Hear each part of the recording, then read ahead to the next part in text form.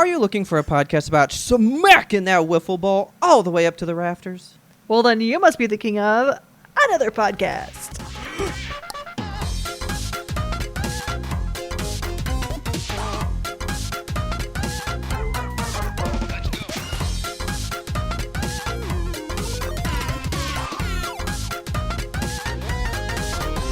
Good evening, Kelsey. Good evening, Robert.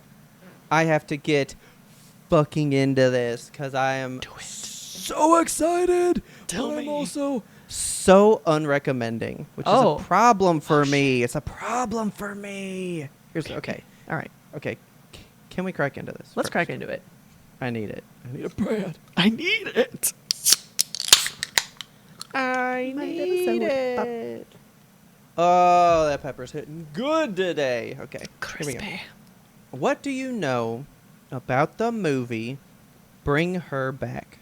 I know that it's a huge bummer, but that's all I know about it. Okay. You and me know the exact same amount of information. Okay. So the other night, it was like, let's watch a scary movie. And I go, well, I keep hearing about this one. All I know is that it's kind of sad from what I've heard. Yeah. Want to watch it? So we go to watch it. Okay? Okay. It is... Oh, man, okay. I have been... Because I know my audiences, right? Yes. You surprise me sometimes. Okay. In what ways? I want to... Well, like the time that I gave you the Doom soundtrack. I was like, Kelsey's not going to fucking like this. And then you fucking was jamming that shit. It's fucking good. Okay. Someone said unrecommend is not correct because I haven't recommended it to people first. So I'm cautioning people with Bring Her Back. Okay. Okay?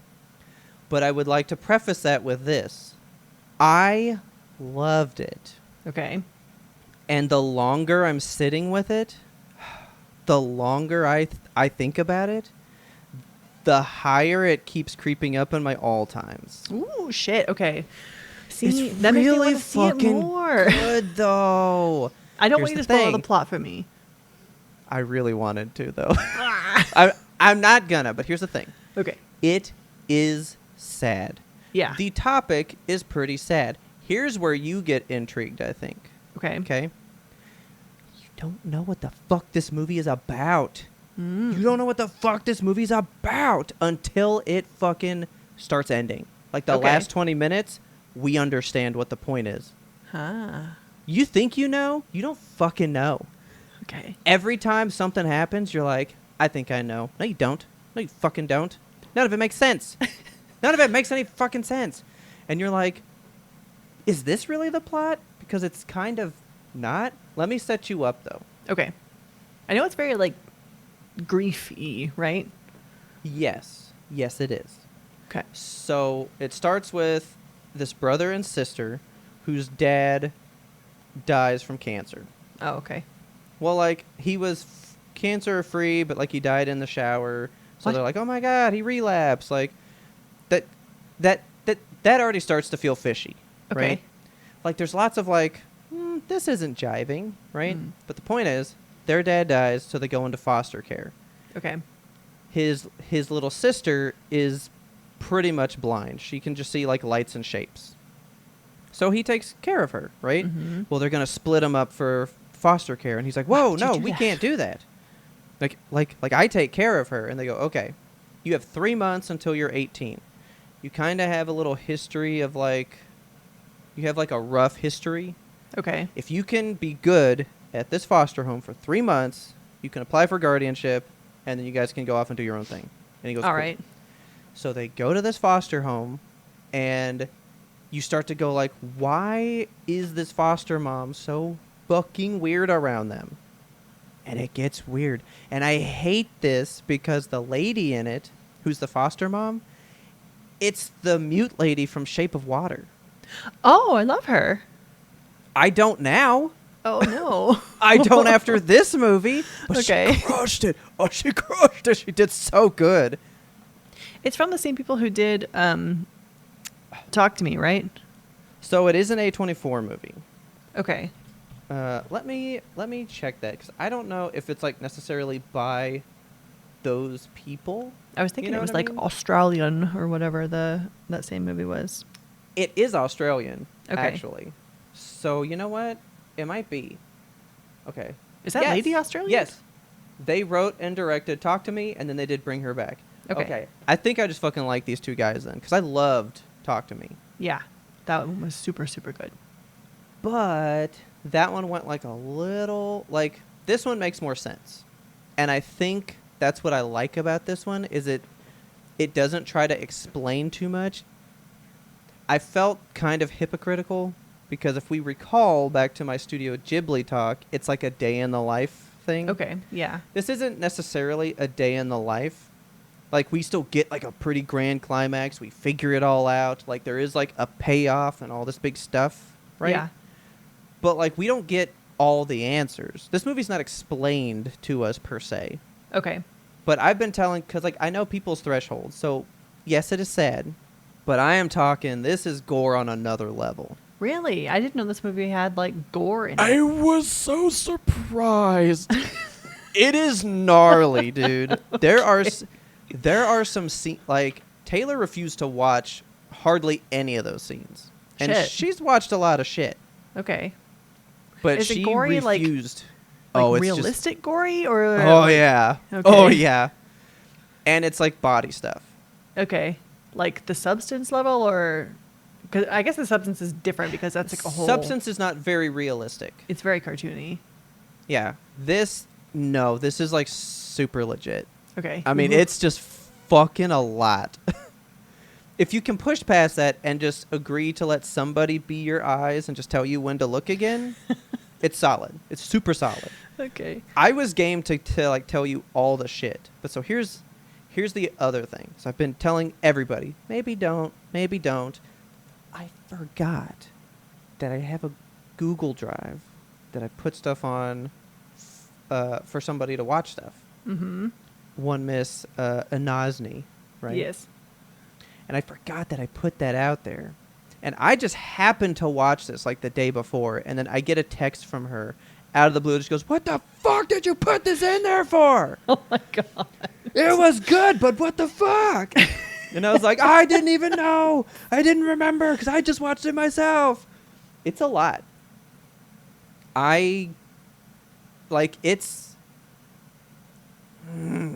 Dude, I think it's like right underneath Evil Dead 2013 for me. Dang, that's pretty high for you. I really... Like, when we finished it, I mean, you are left very just solemn. Yeah. You just don't feel great by the end. It's not a popcorn movie. No, not at all.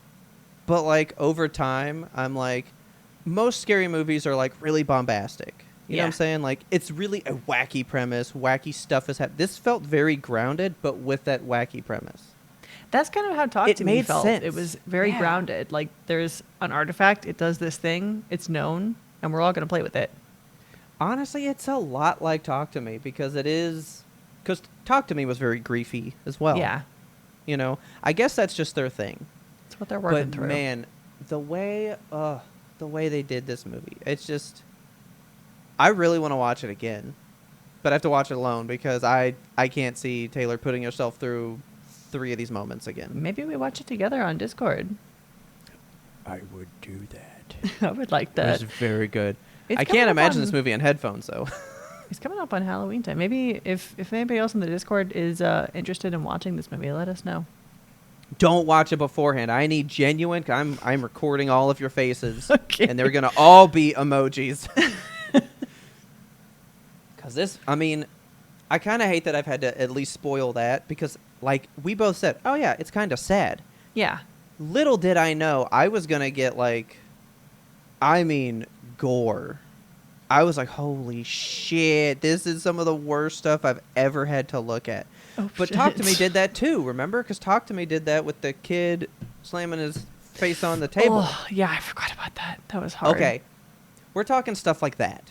Okay. Like So just like very real, messed up gore. very real, like no music, just Foley work. Like we're talking like it just is there. Okay. It's just there.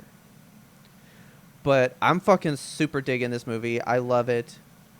It's hard to recommend because the topic, I'm finding out just a lot of people will not watch a topic about what this movie's about.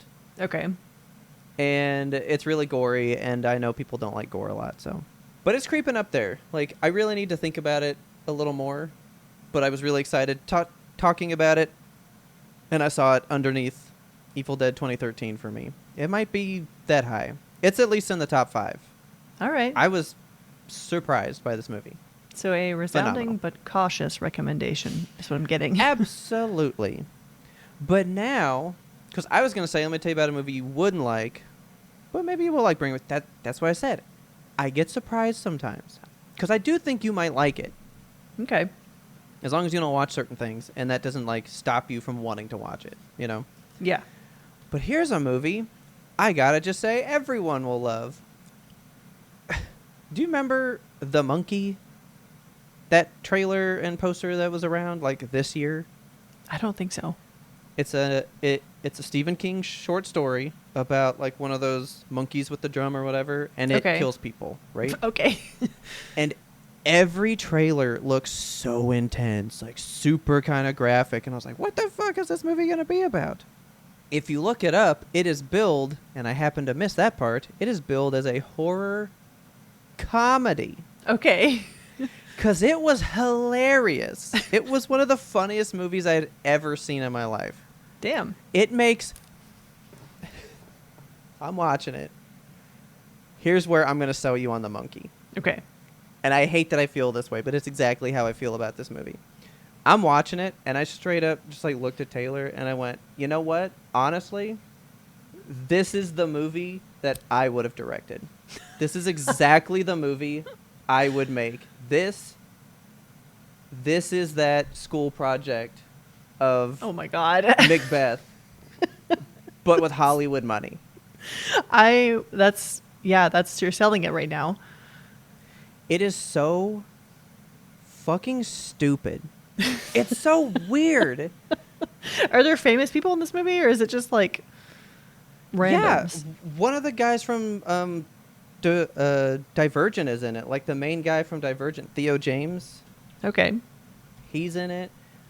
I mean, I only know him from that. Oh, he's in the White Lotus TV show as well, Oh. apparently. Here, let me share my screen. Yeah, and show you me can this see. man. So, the guy that...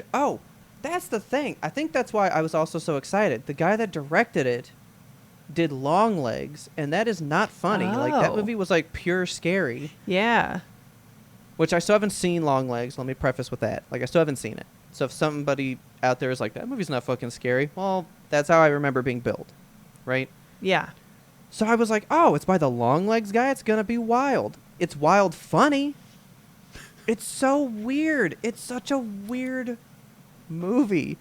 And I just realized that the guy that directed it, Oz Perkins is, I believe, his name. Yeah. I was like, why does this guy look so familiar?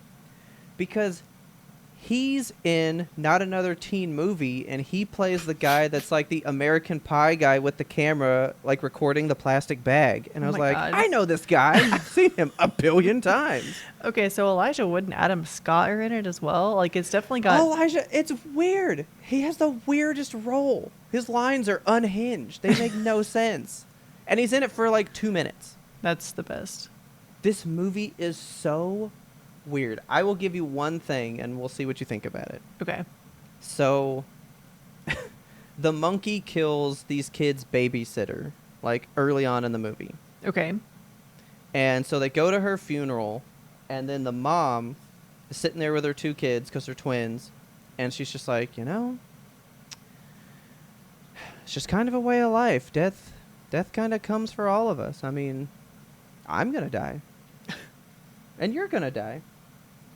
And you're going to die. Okay. All of your teachers, and all of all your school friends, all their pets, just everything you know, one day it'll die. All right. And that's just life. Cool. Good. Now good let's funeral go story. dancing. Okay. And then they go dancing. It was weird. We watched it. Taylor goes, "That's you as a parent, right there." I will send you the clip because I found like IGN has just that clip for some reason. They're like, that's something that has to be clipped out of a movie. Perfect. It was so weird. The ending. There was a line that I was like, this is... Somebody wrote this in a script and was like, that's funny. And then somebody went, is it though? And he was like, well, it's funny to me. And then they put it in the movie. Because that's how I felt with, you know what, why don't you just push the nose in on that little mask? Why not? Because it tickles me. And it was funny that we watched it right after me and Mom had a discussion about, like, can only really be profitable and famous, like, if you sell out. If you're true to yourself, make a movie like The Monkey, you're not really going to get anywhere. But The Monkey did pretty good from what I know. All right. We kept going like, is this supposed to be funny? And then I look it up and I was like, oh, it is billed as a horror comedy. Cool. I can totally buy in now. Because I was like, what is happening? Like, what are we doing? But knowing that's what it was supposed to be, oh, this movie was wildly successful. Holy shit. This movie was made for $10 million, made almost 70. That's wild. So that tells me there is a... Go listen to Pre-Ramble, guys. There's a market for weird. This is the proof right there. Yeah. Because this is the weird kid movie. I'll tell you that much right now. This is a weird kid movie. So if you get the chance, it's on Hulu right now. The Monkey is a weirdly funny time. I think you might enjoy it. What a strange little movie. Sorry, I'm just like looking at screenshots and stuff from it. It's very odd. I give it a 10 out of 10 for weird. My personal enjoyment of it is like a 10. I mean, I thought it was so funny. It was so funny. It's not a good movie by any means. But you had a good time with it. It makes no... Like, they were purposefully acting bad. Like, you can just tell this movie...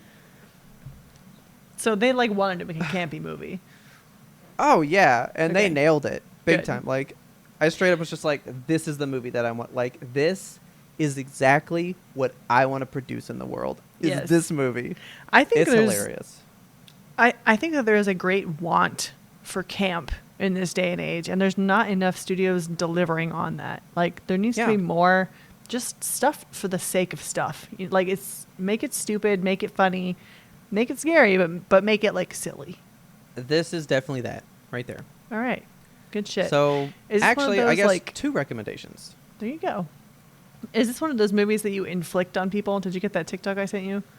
I haven't watched it yet. I'm like 2 days behind on TikToks. There's this TikTok that I found, and I was like, this is my whole friendship with all of my friends. It's like, what's a movie that you inflict on people? And everyone in the comments is like, oh, I made my friends watch Teeth. Oh, I made my friends watch Slither. Like, it's just like movies. That's a great movie. I love Slither so much. Yeah, there was a lot of recommendations in there. I was like, we've all watched all of these together. Like, these are our movies. I don't think this is an inflict one, because that's like saying The Room was inflicted upon people. Yes.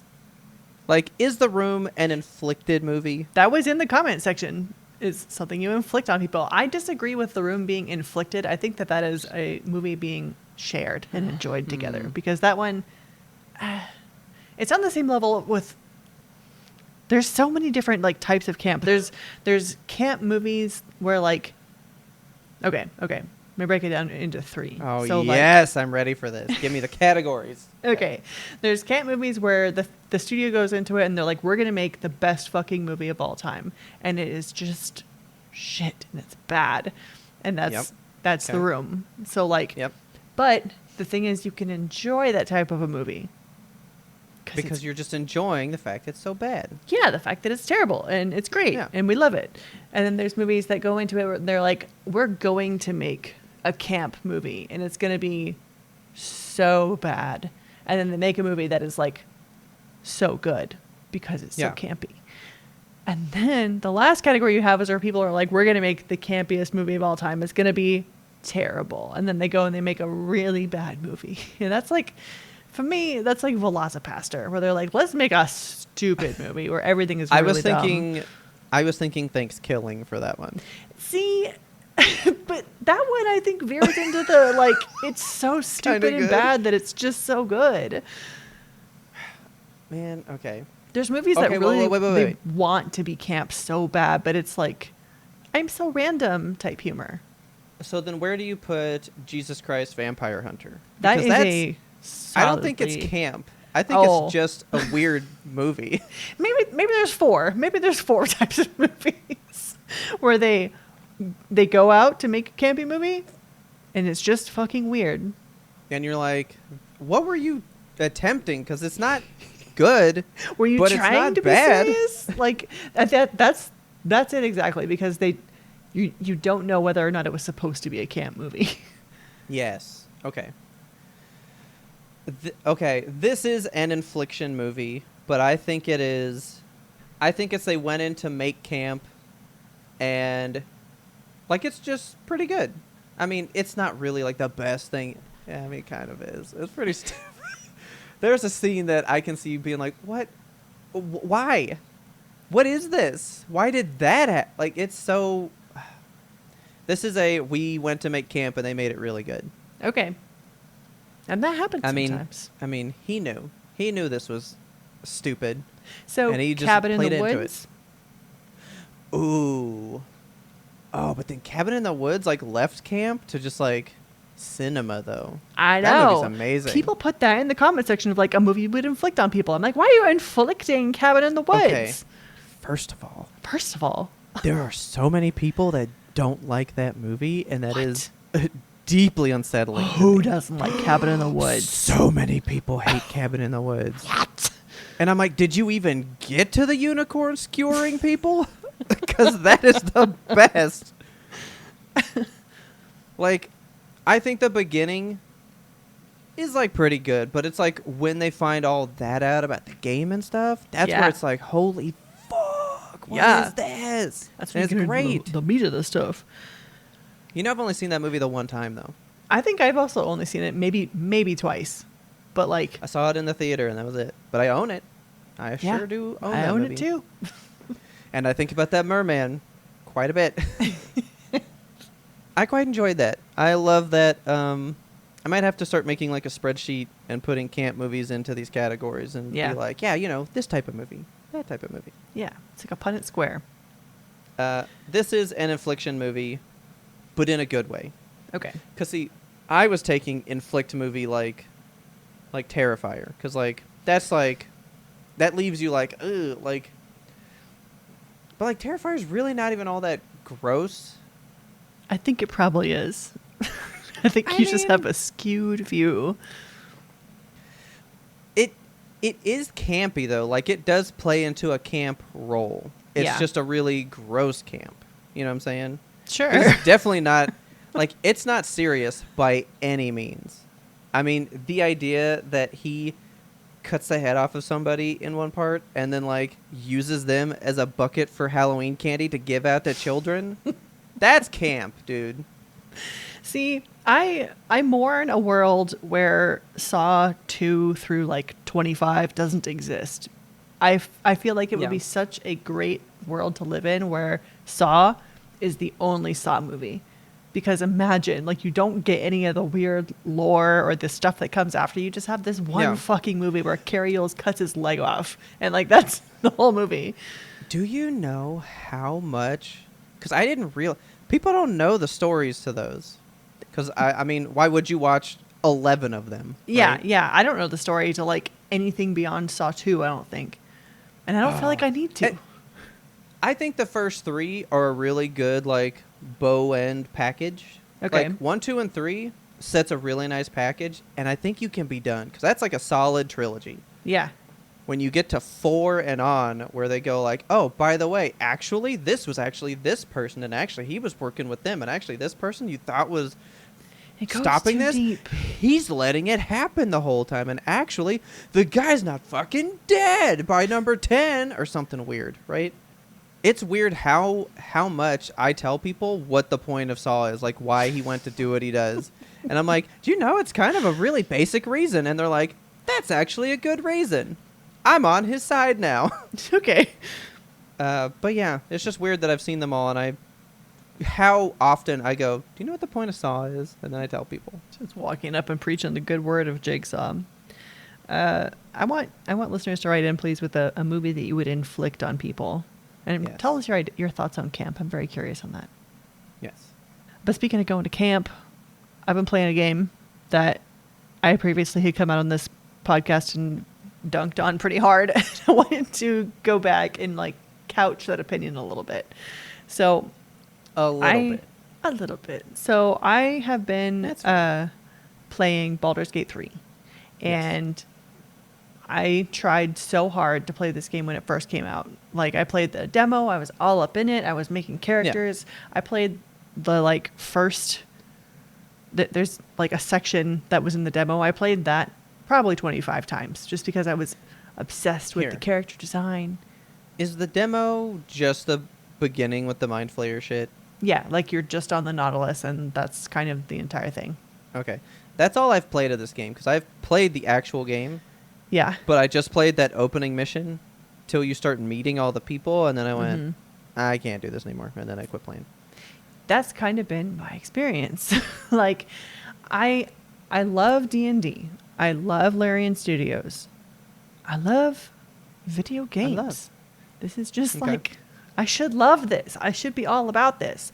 And I've never really clicked with it. The combat has always felt so daunting and bad to me, and I've never been able to just like really sink into it. But Richard loves this game and has always wanted to play it with me, and he's like, we could play co-op together, and like you'll have 2 characters and I'll have 2 characters. And we tried that a little bit, and it's just like the world is so big, and I struggle in sandboxy games. Like, if I'm playing them by myself, I'm okay because I'll be on my own time. Like, I'll stare at this rock for 10 minutes. I'll go read this lore book that I found on the ground from front to cover. Like, I'll pick up pebbles. I'll collect cheese. I'll do whatever. But like, if I'm playing with people, I know that we're on a schedule. We have things to do in this video game. We got to keep going. So like, I struggle to keep pace, I guess, with a regular video game player's playthrough. And some friends of mine in my Overwatch Discord, they were like, we're really interested in Baldur's Gate 3. We've never played a Larian Studio game. We've never played D&D or anything. We like the idea of the game. We want to play this game. Yeah. And I was like, okay, what if we got a party of 4 together and just like play it together?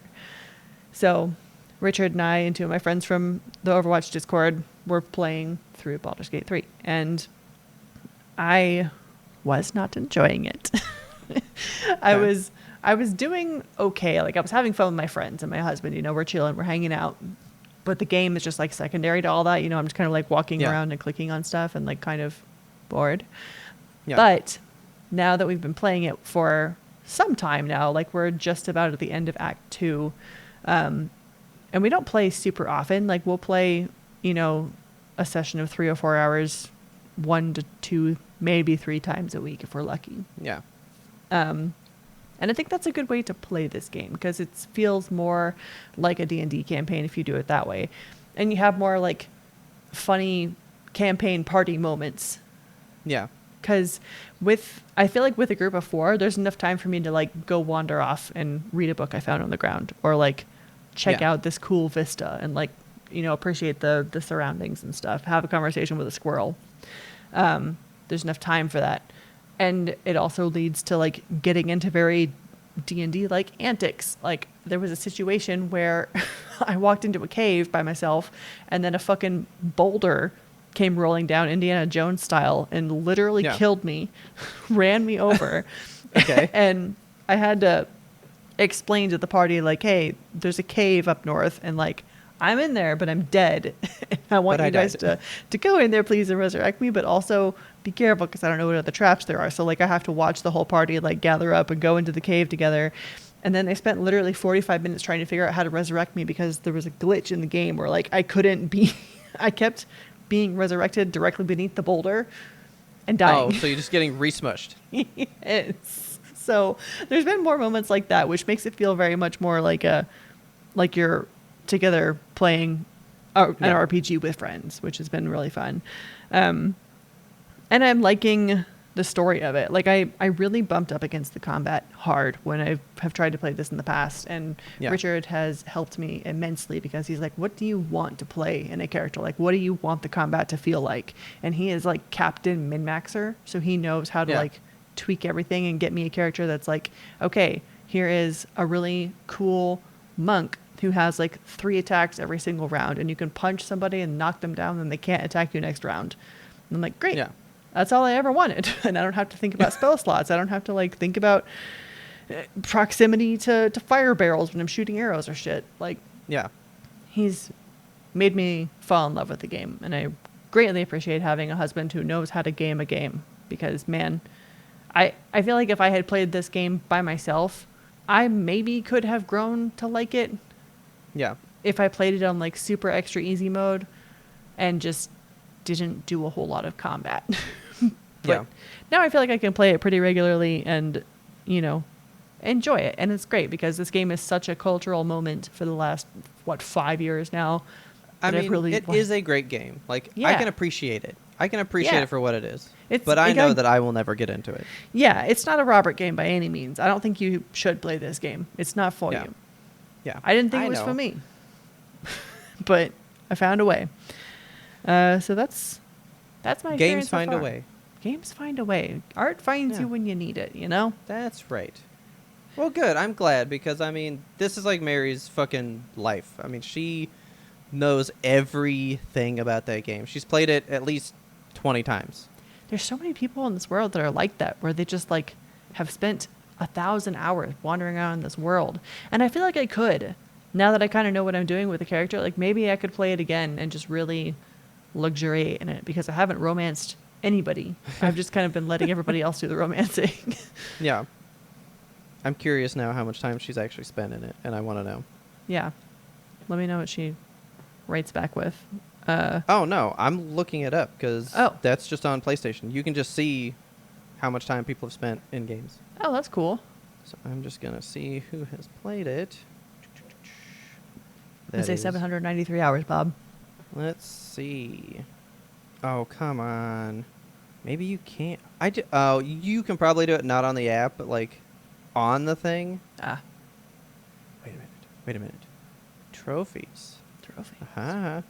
I was like, maybe, because this is where I saw it the other day, because I was combing through what my brother had played of games. Okay. That's going to have to be on the thing, but I will go ahead and text her to you right now. And I'll let you know further on in the show. Okay. Further down this line of thinking, I have been, as you know, on a mission for a big game that I can get lost in. And while Baldur's Gate is filling that need in a group setting, I still haven't found the one that is like for me individually to just melt away into. Aside from Dredge, I will always and forever go back to Dredge. And I have been playing Dredge again. I just love it. I just found out that my brother played Dredge, and that genuinely shocked me. That surprises me too. Yeah, because it was free on PlayStation, and he just has been playing games, and I was like, combing through the trophies, and I was like, it says he's played for like 37 hours. I was like, he's beaten Dredge? What? That's awesome. I ran across a TikTok the other day that it was this woman who is like a gaming content creator. I don't remember her name at this point, but she said that she looks for 4 things in a game. And I was like, I have found my fucking people. Because her 4 things, she looks for clues, collectibles, completionist, combat light. And that's... Okay. We've literally had this conversation on this podcast before. That's the things I want in a video game. I want to have a mystery to solve. I want to go around and collect stuff in a big old map. I want to be able to like check things off a list, do a completionist thing. And I don't want to have to fight stuff. Or if I do fight stuff, I want it to be pretty easy. Yeah. So she was like, here's my top 5 games. And then everybody in the comments was recommending a whole bunch of other games. And 4 of her top 5 I had already like played and beat. And then a bunch of the comments, I was coming through them and I wasn't finding anything that was like shocking or different to me. Like, I know all these games. This one's on my wish list. I've done this one. But there was one, her number 1 game that I had not played, had not heard of. And it's called The Root Trees Are Dead. Never heard of it. Yeah. completely flew under my radar. So I don't even know what year this game was released or anything. Maybe you can check that out while we're talking. But you are playing a detective, which I love to do. And it's on Steam. That's where we're playing it right now. It is, let's see here. Okay, yeah, you found it was published in 2023. 2023, yep. So pretty recent. Okay. And it's kind of unlike any other mystery game that I've played before, because there's no like real element of going around and like exploring a crime scene or like looking at clues or anything. But you are a detective and you're alone in what I assume is your apartment. You have a corkboard and you have a computer. And it's like it's like one of those games where the whole thing takes place kind of on your computer screen or on your evidence board. So like you'll go to the computer screen and like search for the family's last name on like, you know, this game's version of Google. And, you know, you can search for like each of the people. So like Rose Root Tree, who was she? What did she do? And then you get to read articles about her and like print photos off and then tack those to your corkboard. And basically the plot is like this family all died in a plane crash, and now we're trying to figure out who their fortune is supposed to go to because they were billionaires. Oh, that's fun. Okay. But they only want to distribute their fortune to blood relatives. And so you have to kind of like piece together this family tree. And the family tree is way more intricate than you would come to believe just at a glance. So you're like taking string and connecting things together and like, oh, but there's this weird cordoned off section of the bulletin board, and I don't know why these people have a dotted line and these people have a solid line, so like what's all this about? And then there's a mysterious shadowy figure that comes like knocking at your door every time you get to a certain threshold and tells you more information about the family and is like, oh, actually, like maybe I'm involved in something with them, and maybe I'm somebody who deserves some of that money, so maybe I'm trying to like influence your investigation or something. It's so very interesting. And I just, it's really cool. Like it's open world in a closed setting. It's just you and Google, and you're just searching for clues, and it feels so like real. And you don't have a lot to figure out in terms of like the actual gameplay. You know, you find out a person's name, you find out their photo, and you find out their profession. And once you get those three things, you can put them in on the bulletin board. And then once you have 3 different people figured out in completion, then it will lock in and it will tell you like, okay, you're correct on these 3. And then you have to just like branch out from there and keep guessing. It's so much fun. It's really addicting. And it feels like you're actually just stalking this family online. And it's a good time. But I was telling my sister about it. I was like, there's this game and it's about genealogy and like detective skills, because my sister and I have very similar, of course, upbringings. Like we played the Titanic mystery game when we were kids. We played all the Nancy Drew games. And we both have just like a vested interest in mysteries. We do hunt a killer boxes together, which I think I've talked about before on the show many years ago. We like to solve mysteries, and we get this from our mother. She also loves mysteries. And I was telling Linz, my sister, she's especially interested in genealogy. So I was like, this game is for you. Like it's you piece together a family tree and there's a mystery and everything. And she was like, I didn't know that they made mystery video games for adults. That is the market. I was like, hold on, you didn't know these exist? And I mean, I sent her the name of the game and just like a link to it on Steam. And she was like, what is Steam? And she goes in there and she's like, have you heard of the Curse of the Obra Dinn? Have you heard of the Case of the Golden Idol? I was about to say that one. And I'm like, yes, I've heard of these. Yes, I think you would like them. I think we should play them together. And she's like, okay, I didn't know these existed. I love games like this. I thought that they were only for kids. I'm like, no, there's the whole world. We're going to play everything. So now I'm trying to get my sister interested in video games. Well, good. I mean, a gamer's a gamer. It doesn't matter how much, how little, what kind, you know. I mean, dude, my mom still plays. I mean, she loves like hidden image games or whatever. Oh, I love those too. And those are fun too. Like, that's still fine, you know. By the way, you overbid Mary has only put in 448. She said. Only She said. 448? She said that's horribly low. I'm sorry. Rookie numbers. Yeah, I know. I've put in like 1 hour, and I'm like, that's too much. I've probably got like 30 hours in it now, which is why I finally feel qualified to talk about it. You Yeah. know, it's See, if I hadn't stopped playing as much as I had, I would have vastly surpassed her number in Helldivers by now. 'Cause yeah. I'm at like 378, I think, at least. My God. I play a lot of Helldivers. I like that game. But yeah, good. I hope you guys do play some games. Like, does she have a computer? I was like, could she do it on like a Steam Deck? Could she just get a Steam Deck that we shouldn't have to like invest in a whole rig? Like, what's she I was gonna telling do? I'm Richard like that interested. she was wanting to get into video games. He's like, she should get a Steam Deck, and I was like, that would be a great idea. That's what I'm saying. But we're probably gonna just play on her laptop just to start with, because she's got Yeah. a good enough laptop to play basically a text-based adventure. So Yeah, and you can. I mean, usually they have HDMI cables. You could HDMI that into the TV, set up a wireless keyboard and mouse on the couch, and have a big fucking TV and do your shit, man. that's exactly what Richard and I have been doing with this game. It's the best. That's gonna be great. I love this. Cool. But speaking of those, so that means your sister's never played Professor Layton. No, and that series of games would speak so into her heart. Like, she loves Yeah. puzzles, just like I love puzzles. And I think that that could be like her breaking into the games, I feel. Because, I mean, I'm assuming her children have a Switch, as Yes. most families are rife in Switches. There is the new one that's coming out at some point this year. Yeah, so when is she that could even supposed to start here. freaking come out? It just says 2025, so that's running into the same problem as Metroid Prime 4 for me, where it's just like, it's this year, and the year is just specific inching enough. closer to an end, and we're like, are you sure it's this year? And they're like, it's this year. We are in Q3. We are approaching Q4. Yeah, the time is coming.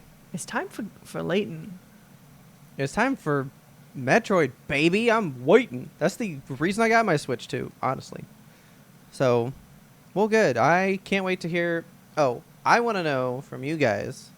See, I was actually trying to think of this while you were telling me about the games, because I like this lady's criteria because it's alliterative. It's all C's. Yes. Mine was trending S's, but I can't come up with more than like 2. And one of them, I'm like, that's not really a staple though. Shooting. 'Cause, like, splatter. Squids. See, I was gonna say story. Then I was Okay. like shooting, but I was like, but God of War's not shooting. So I was like, because see, I do want combat. I do want a good combat system. Yeah. Slashing? Slashing. That's good. Maybe. I gotta think of mine. I want everybody's criteria, preferably alliterative, and 4 of them. I want those. That's your homework. Yes, I will get mine in the Discord at some point this week. But with that, want to take a break? Think about Let's do these. it. Think about our criterias. Yes. You can't have her criteria, by the way. You got to come up with I your can't. own. No, you can't have that one. That's hers. That's mine. I'm taking it. No, no. It's all I want. It's what I need. Oh, you think you know what happened to me? Look, I'm back, and I'm about to unearth all the secrets in Old Cove. So do a little refresher on Season 1 and get caught up before Season 2 arrives. Trust and believe. You don't want to miss what's coming. Welcome to Severed, a podcast suite that offers a rotation of content centered around true crime to paranormal cases. Severed True Crime covers high to low profile true crime cases like the Westfield Watcher, The Staircase, The Keepers, and other binge-worthy favorites on Netflix. Severed Paranormal peers into the corner moon windows of the Amityville Horror House, the Conjuring House, and other mysterious cases, locations, and urban legends. I'm Harry Chambers. And I'm Drew Hudson. We want you along for this investigative and haunting roundup. Scare you soon. I did counting. Did you know that after this Monster Monday, Monster Monday. we have 11 episodes left? Boy. Because I watched these and I went, should I just watch the rest before I talk to Kelsey? Should I just go ahead? Like, bro, I don't know. I don't want to wait. I know. The end is right there. It's right I can there. be done. I can be done. But not done in like, I'm ready to be over it. Like, I'm just ready to know. Yes. Because I'm knowing things. There's things. So much is happening now. So this I gotta set of know. episodes, this set of 3, when I finished it, I was like, I wonder if I should tell him to just right now go watch number 64 because, You by the way, son of a bitch. Monster Monday 61, 62, 63. If you haven't watched those, Yes. pause now, go watch. Welcome back to Monster Monday. You guys enjoyed them, right? I know. That was pretty good. If you're anything like Ferdin, you're mad right now because this is more just like build up. We're not getting. I wasn't mad. I was Really? like, no, because like I'm starting to get there. Like, not get there in the sense of like I'm getting hard facts, like hard answers. Yeah. But it's the fact of like I'm knowing that answers can happen. Yes, this is another. That's what I'm getting at. I'm going to say that this is the final set of episodes where they are setting up dominoes. Like, Okay, good. we've been laying dominoes for a long time now. I think these are the final 3 where it's like, okay, here's the last few dominoes. Because the next episode, we start to push the dominoes down. You goddamn right. And I'm going to tell you why in episode 3 of this set. Okay. 63. Okay. So let's start with episode 61. Yes. The Door of Memory. Okay. So this is the Door of Memory. I just want to say there's a scene again with Nina and Dieter in a car, but they do absolutely zero reflections Yeah. in this one. So I was like, what a choice to just say, what if we threw every reflective surface in one scene only for the whole fucking show? They were Because- definitely cooking with that one. What were they? Why? I need some kind of like director commentary where they were like, I know. yeah, we had everybody take a class, so we were like, use what you learned, but let's not do that every other time. And I that's what think- came out of it. Why did I they think cook what it that is- hard? So that whole scene was like Nina was like, she was getting more crumbs in her memory there, where she was like, okay, I recognize this street. I know that there's like a random Yeah. dude that was in the car telling me something I don't understand. I think it was meant to kind of reflect that, that mental state that she was in, where like reflections are passing her by. Yeah. And she just can't make sense of any of it. Like there's so many different moving parts. Things are happening in the background and the foreground, and Nina's right in the middle. Yeah. Okay. I can jive with that. So, showing, not telling. Yes. The I'm pulling shit out of my ass staple right of- now, but I hope that you're The staple of... jiving. Well, you know what? That's what art critique kind of is. Sometimes. Okay. So, Door of Memory. By the way, I cried in these first 2 episodes pretty good. I have at to know several why. moments. Because like okay, so I guess there is a Dieter moment that we get here. Yes, the Yeah. Dieter moment, at least for this one. Like, that's it for this Dieter. one. Oh, dude, man. I can't with Dieter, man. He's the best. He is the best. Okay, so we open on Nina and Dieter, and they're kind of like in an apartment together. It seems like she's settling, right? Because Yeah. they're putting together stuff, and Dieter's like, well, the bed is kind of like squeaky and bad, so obviously I'm going to sleep in the bed, Nina, because Yeah. you're too heavy. And you can have on the couch, because like that's going to be a really nice couch for you. And Nina, in her beautiful jeans. I love the way that they draw Okay. Nina in jeans, Thank man. God you said it, because I was about to say, I know that we're not supposed to Fall in love with animated characters. objectify, but you already said you had a favorite outfit, and I was going to say Nina in these jeans. She's was popping great. in them This jeans. was my favorite Nina outfit by far. Yeah, very good on her. Yes. So yeah, she just kind of turns to Dieter and is like, I'm over it. Like you're going back to school. Like I can't just keep having you here. You're a child. There's stuff happening. It's dangerous for you. And he's like, I don't want to go back to school. I've got friends already, Nina. I have you and I have You. Dr. Tenma.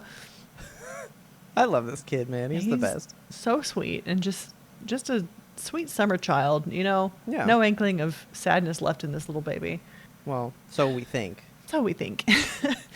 We have that horrible business of, okay, so they're like still going around trying to jog Nina's memory, basically. So she keeps on going back to the Three Frogs, and Deidre's like, she's like, you going back there again? You gotta stop. Yeah, stop going to the doing three anything. fucking frogs, Nina. I'm sick of it.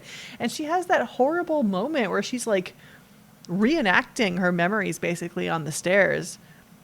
It jarred me because she just like starts screaming for nothing.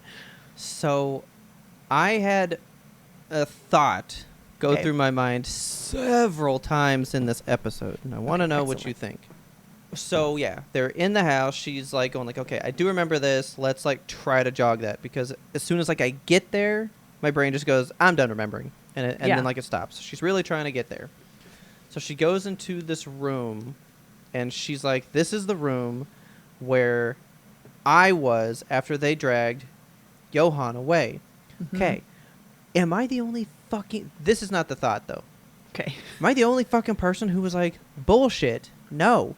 We know from all the times that we've talked about this story 1,000 times before that the little girl was drug away because a little boy was found making mac and cheese in the home alone later. Yeah. So, no. She was drug away. She was the one taken away. Why does she keep saying he was the one taken away and she was left home alone? I don't know. I actually don't So, know. I thought... Now, here's the through thought that I kept having. Okay. Because she goes, I can see myself standing there with the book. So I was like, what if that was actually Johan there, but because he was dressed as a girl, she's thinking it's her. Because, like, why would you see yourself? So that means she's the one that came back home. She's the one that came in the door to see the person in the room. Yes. But she believes it's her. So I thought she was remembering the wrong side. Yeah, that's, I think, exactly what's happening. I feel, because we talked about this before, like, we know that at some point Nina and her mother get dragged away and Johan is left alone. Like, that's a formative piece of Johan's experience in his childhood, I think. Yes. And the whole, like, we know that he's been dressing up in wigs and stuff in today. I think he probably learned that behavior when his mom was trying to hide the fact that she had twins for whatever reason. Yeah. We still don't really know why she was doing that, right? No, but I do believe it was the whole, like I said, this whole what happened to Monday scenario. The idea that, like, okay, I can't just leave him home alone, so sometimes I will take you out in place of Nina, or Anna for her probably. Yeah. I will leave Anna home, and then you get to go out into the world. But I can't just cut her hair all the time, so let's just get you a wig. It would be easier to present you as a girl than present her as a boy most of the time. Yes. Yeah. That's I think my thought. I definitely think the same. But then she has that one breakdown where she's like, no matter how many times, like, she keeps having that vision, and the kid just keeps saying, welcome home, welcome home, welcome home. And Nina has a fucking moment where she's like really losing it. I thought she was going to fall out the window here because of how much she was thrashing about. I don't know what this is. So she keeps saying welcome home, and she says too, and during this breakdown, no matter how many times I said welcome home, the door won't open. Yeah. And then she freaked out about that too. The door won't open. The door won't open. I don't know. And what this means. what is that? That's a straight up harken back to Franz Bonaparte's what if story. Yes. Yeah. What if there's a door that can't But I be don't know opened? what that means still, but I I don't can fucking tie know. those. That is on the board. A string is here to here. What does it mean? I don't Yep. know, but the strings are attached. Yes. But I also get the thought she is Johan in the scenarios, because she was like, yeah, he escaped and ran through the thorn bushes. And it hurt so bad because I think she's the one that felt it. Yeah. I think she wasn't in the room. I think she's the one that was out there doing the stuff, believing she was Johan in those moments. I think she has who they were mixed up because of how much they played them looking alike shit. That, and the fact that Johan, remember, he keeps getting into her head with shit like, I am you and you are me. We are we. So there's definitely something at play there with her memory, and the fact that they have like a twinship and a shared psyche, kind of. Yes. So she does that whole thing about the door. And they go to And the Rose Mansion as well. Yes. So we see that it is still like standing. It's burnt out, of course, but Yeah. that's where I think she ends up having her breakdown, right? No, that was in the room because she was like, welcome home, it won't open. Yeah, that was They go to the Rose Mansion, and she was all like, she like pricks herself on the thorns and goes, "Is this what you felt? Is this what it was like?" Or something. And then she asked Yeah. that question, and I'm like, maybe it's not. Like I kept teetering back and forth on that theory. Yeah. But then by the end, I had the theory again, and I think that was disproven, but we'll get there. We'll get there. This episode's a lot. This one was a lot. All three were kind of a lot. I was digging all of them, honestly. Good. Okay, good. Okay. So, yeah. Oh, no. So when she's having the breakdown there, that's when I cried because she's freaking out, and Dieter breaks her out of that trance because he goes, "Fine, I'll go home. I'll go to school. I'll do all the things you want, but you have to come with me." Yes. And she's like staring at him, and he goes, "Because you're not the only one with fucked up memories, and you don't have to remember them. I have tons of shadows up here, but I don't have to remember them.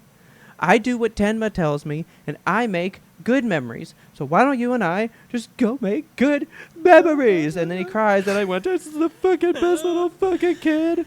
Oh, Yes, I fucking cried. Right there. That was when he said, "You don't have to remember them. I got plenty of shadows up here." I was like, "Look at fucking little boy. Oh, I love him. God, I love him." His worldview is so black and white. Like he only wants to see the good in people and in situations. Because of Tenma. Because Yes. of Tenma. And He's the best.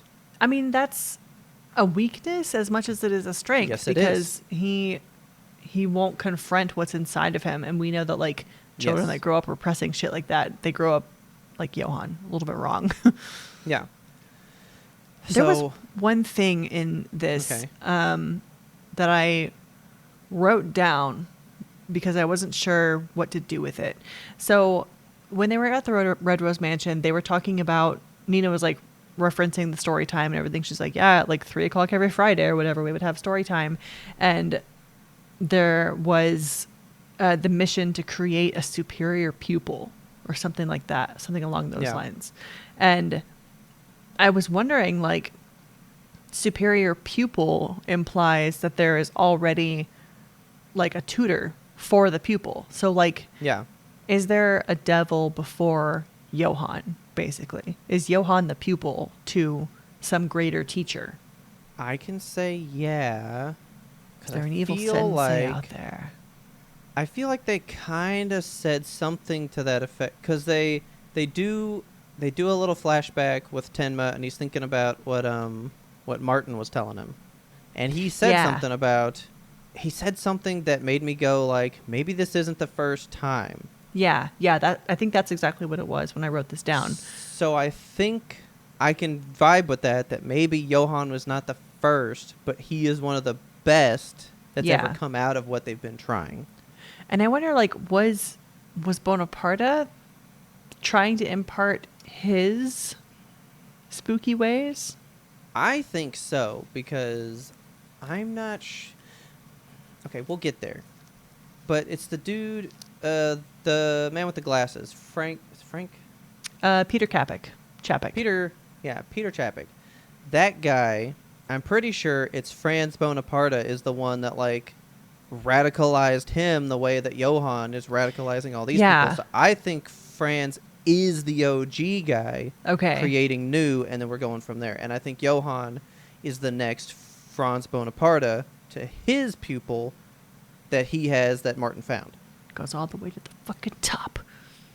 Yeah. Okay, so, after that whole thing with Dieter and Nina, then we go on to a different scene. So now we have the lawyer, Vertimon. He's trying to get testimonies from other childhood, I guess, victims at the Red Rose Mansion. And he's working with these other detectives. So Suk is there, and he's working with Vertimon. Well, so before that, they do go home, and they go back to Reichwein, and they're living there together. Right. Nina yeah. and Well, that's a Dieter little do bit go later on, back. but Is it? yeah, there's like the show tends to cut back and forth. The Wikipedia Yeah, it doesn't does. write it down the way Yeah, that it okay. happens. Yeah. um, So yeah, Vardaman's doing his interviews.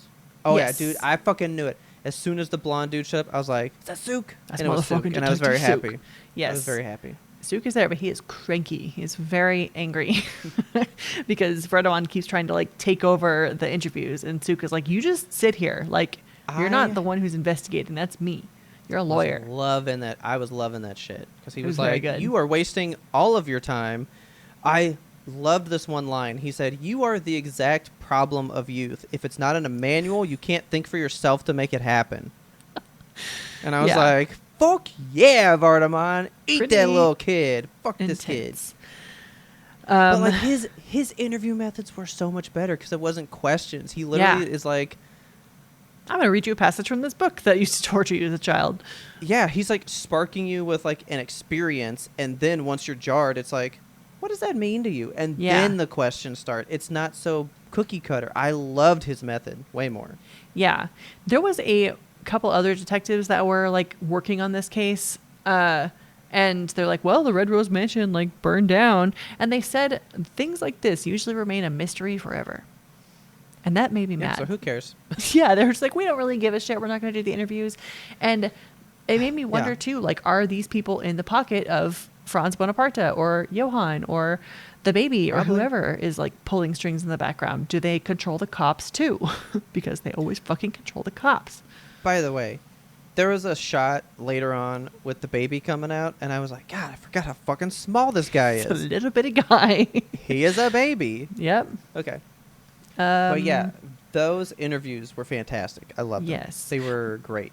Was there anything you noticed about the people that they interviewed? Yeah. Physically? They all physically, no. Okay. Well, maybe. Maybe. Is it the deadpanness? So it's a little bit of that. They all have, the same like flat affect, but also they all have this like placid smile on their face, Yes. reminding me very much of our good friend Grimmer. Yeah. That's what I was Because- thinking, because the first guy goes, like, sadness, fear. Like he named two things and goes, I don't know. I don't know if I know about those. Yeah. And I was like, this motherfucker has no emotions, like Grimmer. Oh my God. Yes, exactly. So I was wondering, like, were they at Kinderheim? I mean, if they were at the Red Rose Mansion, they Mhm. must have been, right? Maybe not must have been, But they could have been. but they could have been. Because I feel like there's like so many like batches Yeah. of children, you know? Yeah. And maybe did anyone else aside from Johann survive Kinderheim to go on to the Red Rose Mansion? Maybe it was just like a separate Well, series. is Kinderheim first? I thought Red Rose was first, and Red then Rose might be Kinderheim was first, next. actually. Yeah. Because Dieter was pulled from Kinderheim, Yeah, that's right. essentially, from like the latest batch of them. Yeah. So Kinderheim is like the successor to the Red Rose, or is Kinderheim a copycat of the Red Rose, and they're just trying to do something? Maybe.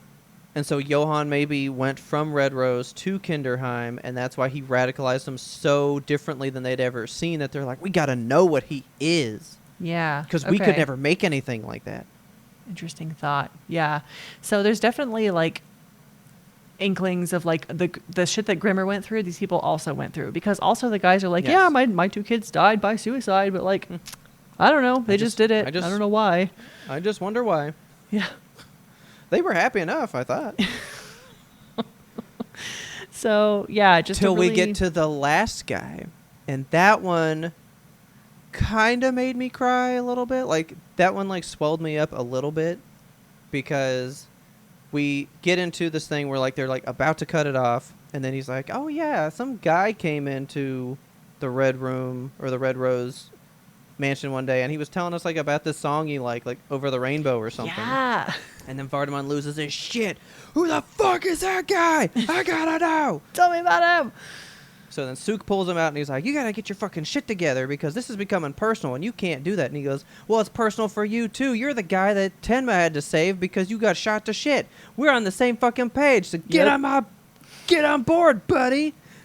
Because he's talking about my dad and I don't know shit about him. Yeah. I got to know. So they go back in there and the guy's like, look, I got to go. I don't have time to answer any more questions. But actually, you know what that guy said to me? Whenever he came in there, he told me, go home. Like, you got to get away from this. And so, after we did the story that day, I went home and I just never went back. Well, I got to go home now to my wife and child that are alive. So Yeah.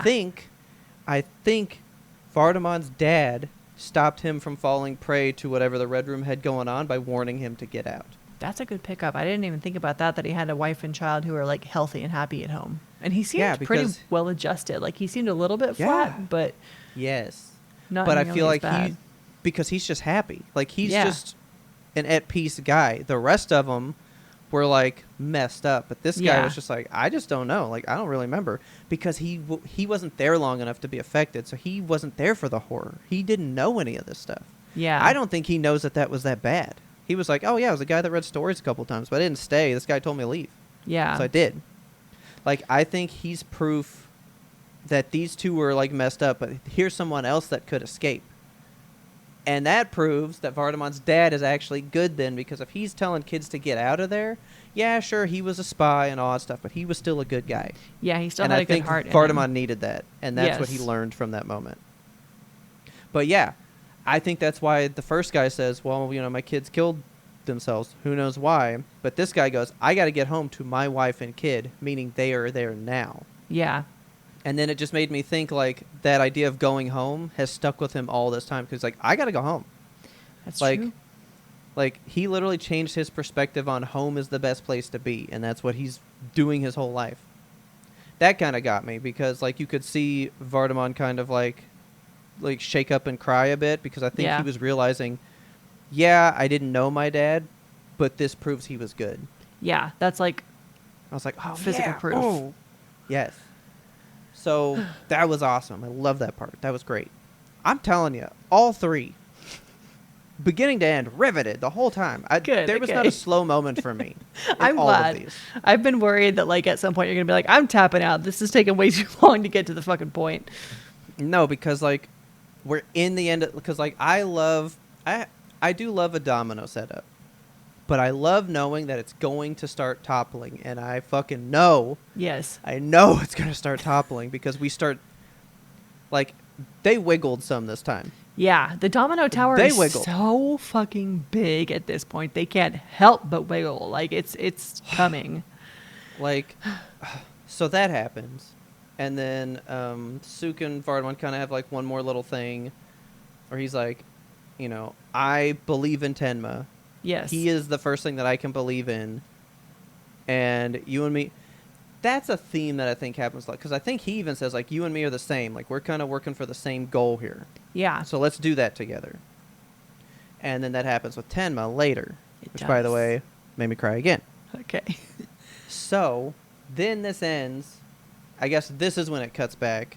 Yeah. to, So then we go back to Nina and Dita. Nina and Dita. So Nina. now they've gone back to Reichwein. Yeah. So Um, I was stoked. It's like, yes, they're living all together and they're all happy, and I fucking know. Carl and what's her Lota. friend's name? Yeah. Carl and Loda show up, and the way they like ran and hugged, and like girl so talking with each other, it sweet. was all cute. And that shit cracked me up so much. He was like, all right, Dieter, well, we got to finish up because we got some good food inside. And he's like, we ate it all. We fucking ate it all. Shit. Oh, the day is ruined. And then God Carl's like, damn I it. brought that food for dinner. And he's like, the day is saved. It was so funny. It's It was just a good little moment.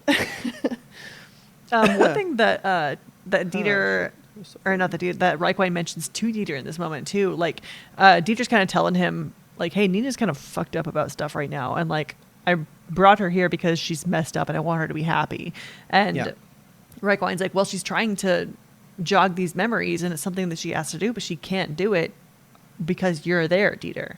And they don't Yeah. really like fully go into that, but That is a thought. Like, Nina subconsciously, I think, is protecting Dieter from all of the trauma that she has within. Like, she doesn't want to pass that on to another kid, especially one that's already experienced shit like Dieter what has. if she learns something? What if she hurts him?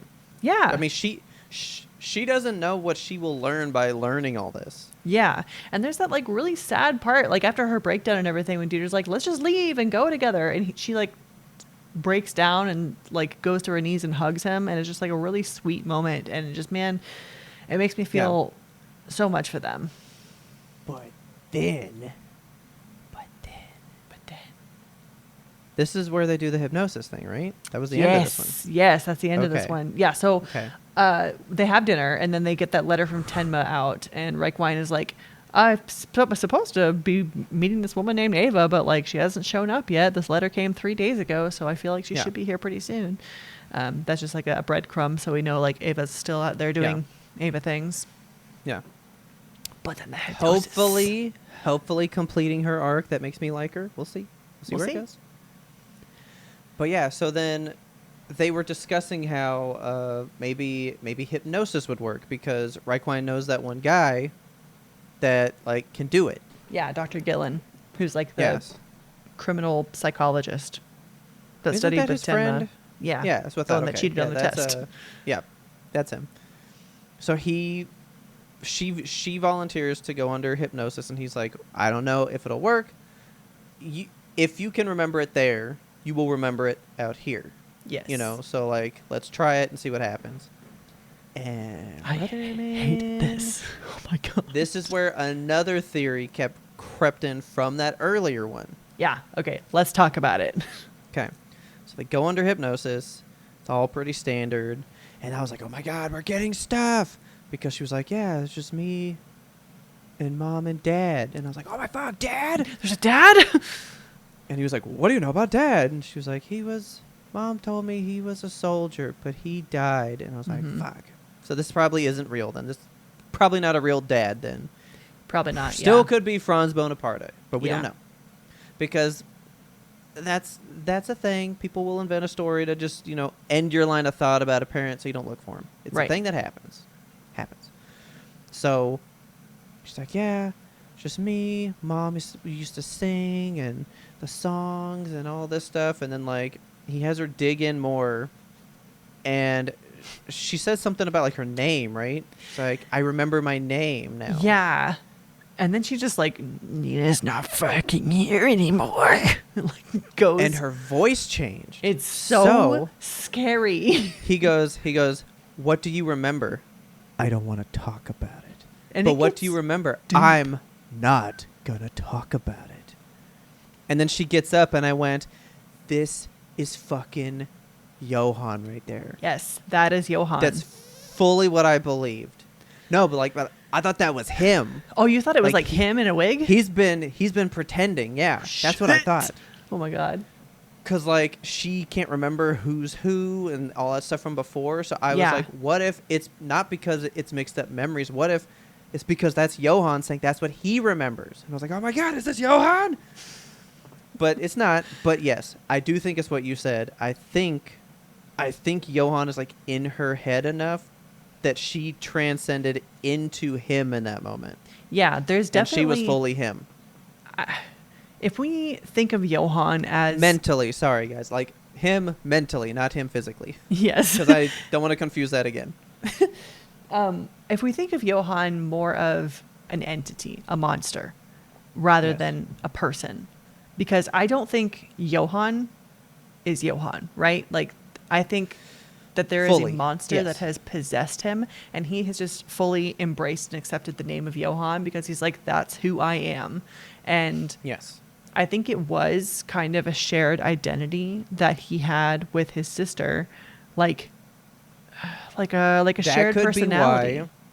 That could be why when she was, like, dying in the desert, she was like, say my name, and he was like, you don't have one. Yeah, exactly. Because at that moment he was fucking Johan, and that was they were the monster. Like, he acknowledged it, like, no, we are the monster, and she was wanting that last piece of humanity. Like, please acknowledge I'm still human in here somewhere. I'm getting fucking chills talking about it, man. That's right, man. Yeah, so then she gets up and starts just fucking choking that dude out. She's Choking him.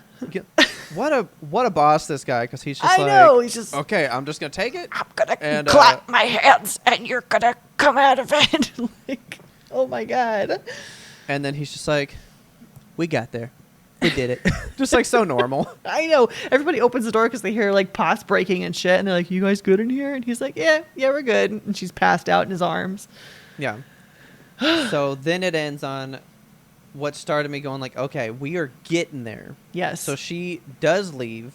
She does. She leaves a note behind. She goes off on her own, and she says, I remember everything. Yes. I know my name. I know where I came from. I know where Johan's going to be.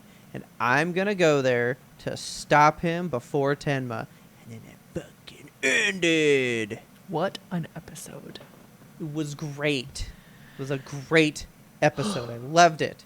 So good. Ending is the same. And the ending is very key in these because we do get an ending change. Okay, great. Cool. All right, so that was the door of memory because she's got her memories back. Things are good. Now this is a fun dining table.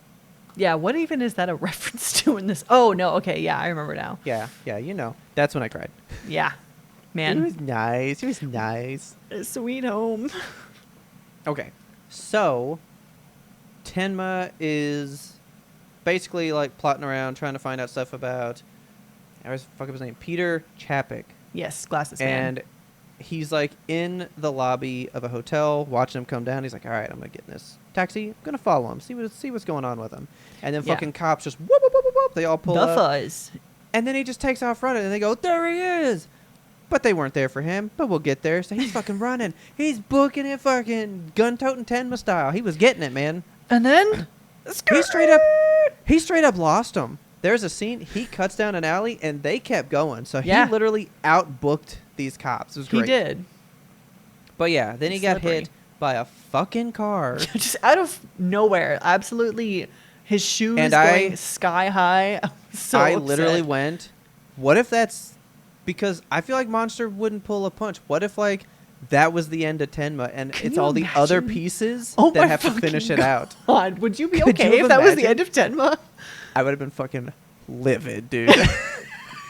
After all that time, he just gets fucking struck by a car and dies. But here's the thing. Here's the thing, which is kind of cheating, but I don't watch the opening because the opening is always the same. Yeah. So he gets struck by a car, and it cuts to the opening, and so I started skipping ahead, and it shows like little previews, like 5, 10, 15, and 20 minutes in or whatever. Uh-huh. And I saw Tenma towards the end, and I went, motherfucker's alive. I'm good. Okay, good.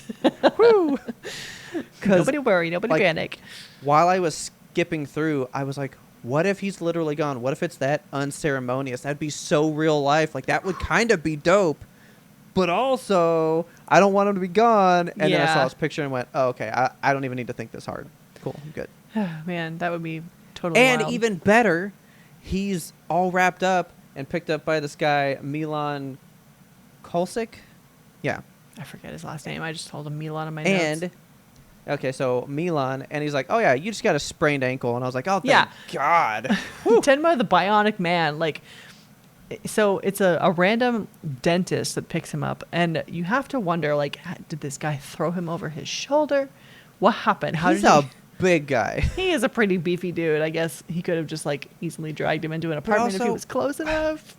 What a fucking, just like, Tenma's literally the luckiest dude ever because he's like, He is. yeah, you got hit by a car, you're barely hurt, and they just left. Yeah. So, like, nothing to, like, draw attention to this even. Like, he literally just gets away. Yep. Just Slippery. away, don't worry about it. It's beautiful. I loved it.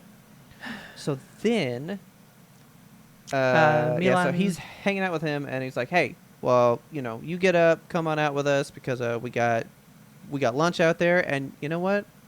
Food is a lot better when it's shared. And I was Yes. like, what a good line. I like that. Food's I better when it's know. shared. It's so What nice. a sweet way. He does reveal that they're in the Turkish district and that it's being cleared for Okay. development. And thank God this got brought back because I was like, didn't Tenma save people from a fire here one time? Hell, yeah, he did. And we did. Okay. Because I was like, wait a minute. does this guy know him from that? And I wasn't sure at first, but then we get there. Yeah.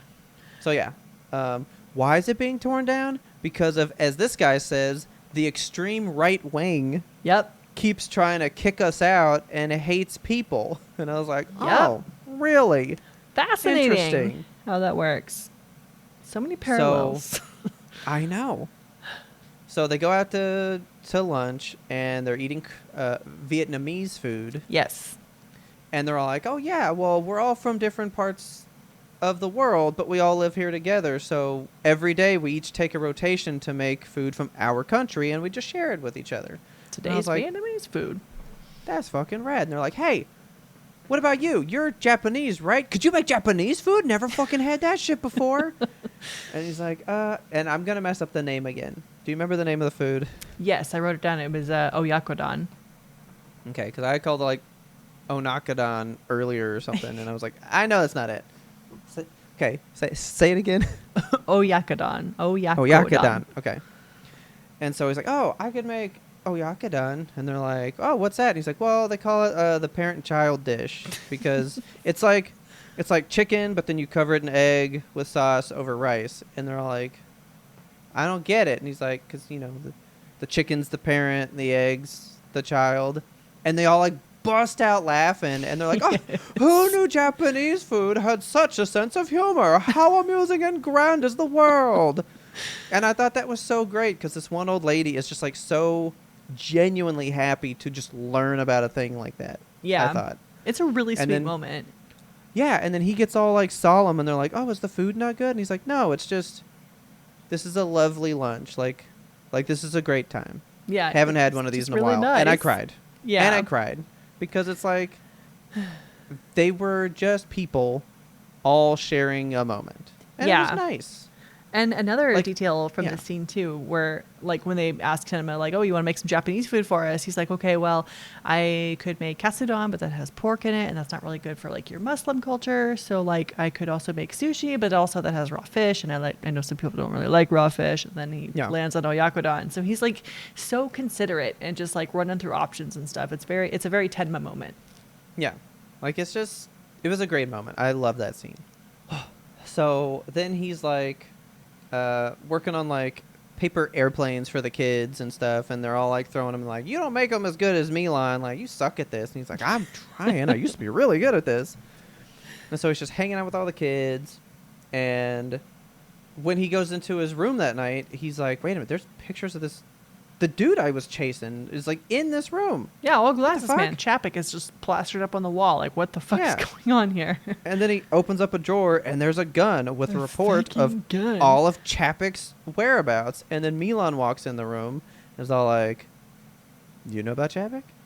Because I know about Chapek. Yep. I was going to kill that fucker.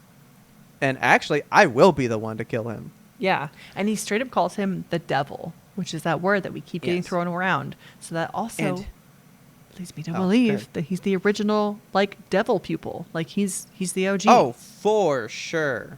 We'll get there, too. yeah. Because, I mean, he definitely was the first convert. Yes. For sure. Yeah. So, Milan, I was like, man, this guy's got a good voice. It's like, who is this guy? Yeah. Who is this guy? Yeah, so I looked him up. He's Jet, the guy with the robotic arm from old Cowboy Cowboy Beat Boy. Oh my Yeah. god. Because I love that dude's voice. I was like, Yeah. who is this guy? Well, it's Jet from Cowboy Bebop. Of course Solid. it is. He's great. So he's like, oh, so you know about him. Well, I know about him. And I'm going to kill him because he's my problem. Like, And I then am the Laura one that don't. invited him here. Yeah. Well, he maybe doesn't tell him that yet. I think So- that's later. Yeah, so he starts talking about like it was 1989, the night before communism collapsed in Czechoslovakia, and that's when Chapek escaped to Frankfurt and began. When he came here, he was like teaching kids, Yeah. and then all the kids began killing themselves, and also the ones who survived that kept getting super violent. And Milan also reveals like my son is one of those kids who was under his tutelage. That was the reveal there. Yeah. And he killed himself. So then he also reveals at this moment that Chapek is now with the right-wing extremists, the ones who were destroying Yep. the Turkish district. And they also incited the riots in the Turkish district that we thought the baby had puppeted. So that's a little bit of a reveal.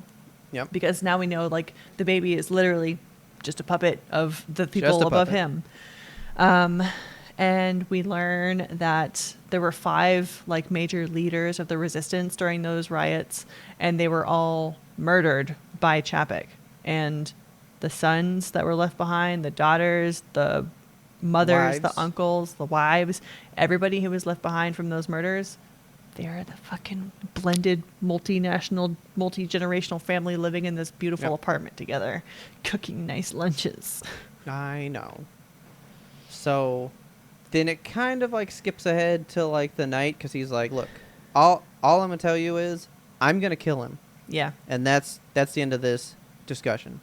So then Tenma's like making stuff for the kids again with the planes, and like Milan makes the best one. His planes can fly like way the fuck over there, and yours just go every time. And then like it cuts to the night, and Tenma's asleep. He hears some rustling, and then here's old Milan again, and he's like, hey, it's time for me to go do my thing. Where's my gun? Yep. And he's like, I don't know what you're talking about. And he's like, well, you're the only one that knows about my gun, and you know about my plan, so I'm going to need you to give me my gun. And then He's he like, points, I don't know. and then he pulls his Yeah. own gun.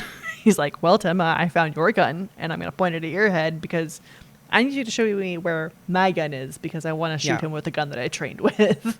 Yeah, like, that's the one I'm comfy with. I don't want to use your shit gun. So intense. And then he's like, I got to ask you to not do this. And he goes, I'm going to tell you why I'm gonna. Because you and I are the exact same. Yes. Here's the proof in the pudding, Buster. And then he goes, I'm the one who invited him here. We grew up together. He was my best fucking friend. And now we And you flashback should have all the way to 1969. never been friends with this kid ever for what he No. said in this fucking opening sentence, man. What the fuck is wrong with this kid? Yeah. So Milan's making a paper airplane all the way back in the 60s. And then his friend, Peter, is like, they say that there's like a whole other world on that side of the border. Like, I wonder what's over there. And he's like, well, I hear it's only something bad, like something that like ruins a person. And he goes, yeah, I'd sure like to see that. What the fuck is wrong with you? Fuck you, little weirdo. I would have been like, you don't need to come over here anymore. Yeah, we're done being friends. I don't like that. And I'm glad that he goes, why would you want to see that? Like, I'm glad he questioned him at least. He wasn't just Yeah.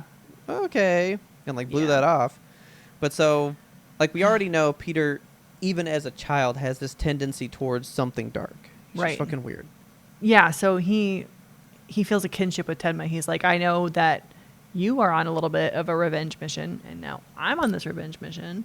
And Tenma, like, I started thinking here about the nature of Tenma's mission, and like, because as we've discussed in our Discord, he's been so like back and forth on things. Like, I need to kill Johan, Yeah. but like, no one else should kill Johan because it's bad. And like, you shouldn't kill anybody at all because killing is bad for the soul, but I'm going to do the killing. So don't worry about it.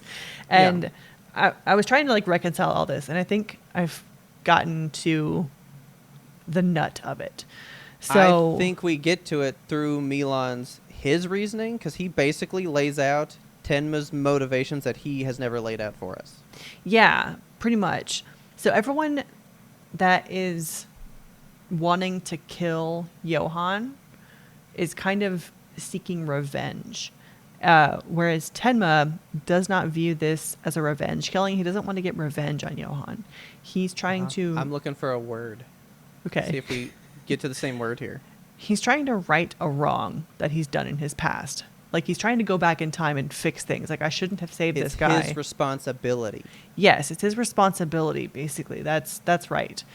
And I say everyone is seeking revenge, but not everybody, because Nina is kind of seeking revenge, I guess. Would you consider Nina as a revenge killing? Because No, she's seeking answers and to prevent that for So she's more trying to kill for Tenma. yeah, she's like, I don't want this nice guy to have to do it. I'll do it because maybe it's my He's my brother. responsibility as the other Yeah. half of him. True. Um, Yep. And then we have Ava, who is almost on like, instead of revenge killing, it's an avenge killing, because she's trying to Yes. avenge her own actions and say like, I need to avenge myself for the wrongdoings that I was going to do to Tenma. And like, I know now that I'm a bad person and maybe I can fix it if I kill this guy. I agree with that. Ooh, I like this. There's no revenge here the whole time. Yeah. It's literally all other words. Yeah. I loved that. It's not revenge, it's avenge. That's very true. And then, well, yeah, so even Milan, his is not a revenge. His is a little revenge just because I about his think- kid. Yeah, so there is a kid element in there. Barely. Yeah, But I think barely his is revenge. like right along the line of what Tenma's doing. He's trying to right a wrong. Like he shouldn't have brought this guy into the Dude. country. It's his responsibility. When he was telling his story and he gets in his face and is like, we are the same, I like welled up, not to cry, but I just like welled up because I was like, Yeah. this is lit. Like Tenma's getting to see himself for the first time because you Yeah. could see that he started to break down like, that is me. That is how I'm coming across to everyone that's around me. And yet he's begging this guy, please don't go shoot him. Yeah. And I loved another line there. So let's finish their background, I guess. So the wall went down in 89, right? Yes. And then that's when his friend comes over and he's like, I invited him into the country and blah, blah, blah. And he's so fucking weird. And he's like, yeah, you always had like a knack for like getting ahead in life. And he's like, yeah. Well, since you say that, there is somebody that wants to use my skills. And he gets the fucking Johan crazy eyes. Yeah.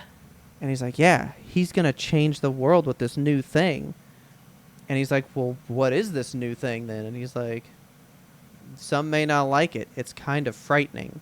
Yeah. He's I like, don't know what the I fuck it have is. a new vision on life. And he's making me see things in the way I've never seen before, which is exactly Gosh. the kind of shit that those kids were saying. The kids that were like Yep. jumping off the roof of the hospital and shit when Johan was going around. He's like, they were saying, I see life now in a different way because of what this Yeah. guy said to me.